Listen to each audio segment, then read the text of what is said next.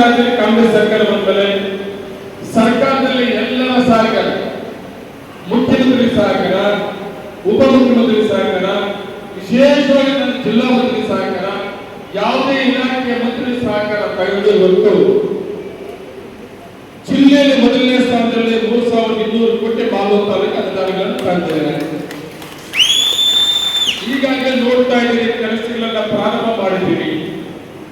ಕೆಲಸಕ್ಕೆ ಪ್ರಾರಂಭ ಮಾಡಕ್ಕೆ ಮೊದಲು ಸನ್ಮಾನ್ಯ ಮುಖ್ಯಮಂತ್ರಿಗಳನ್ನು ಮಾಲೂರು ಕರೆಸಿ ಗುದ್ದಲಿ ಪೂಜೆ ಮತ್ತು ಉದ್ಘಾಟನೆ ಕಾರ್ಯಕ್ರಮ ಮಾಡಿಸಬೇಕು ಅಂತ ಈಗಾಗಲೇ 2 ದಿನಾಂಕವನ್ನ ಫಿಕ್ಸ್ ಮಾಡಿ, ಆ 2 ದಿನಾಂಕ ಕೂಡ ಕಾರಣಾಂತರ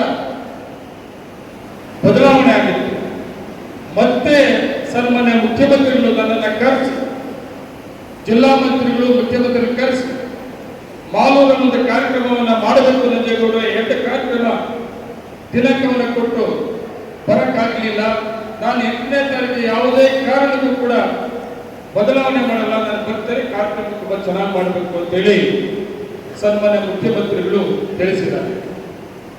ಆ ಕಾರ್ಯಕ್ರಮಕ್ಕೆ ಸನ್ಮಾನ್ಯ ಮುಖ್ಯಮಂತ್ರಿಗಳ ಜೊತೆಗೆ ಉಪಮುಖ್ಯಮಂತ್ರಿಗಳು ಮಂತ್ರಿಗಳೆಲ್ಲರೂ ಕೂಡ ಒಂದು ಇತಿಹಾಸ ಪುಟಗಳಲ್ಲಿ ಉಳ್ಕೊಂಡಂತ ಒಂದು ಕಾರ್ಯಕ್ರಮ ಮಾಲೂರು ತಾಲೂಕಿನಲ್ಲಿ 3200 ಕೋಟಿ ಗುದ್ದಲಿ ಪೂಜೆ ಉದ್ಘಾಟನೆ ಜೊತೆಗೆ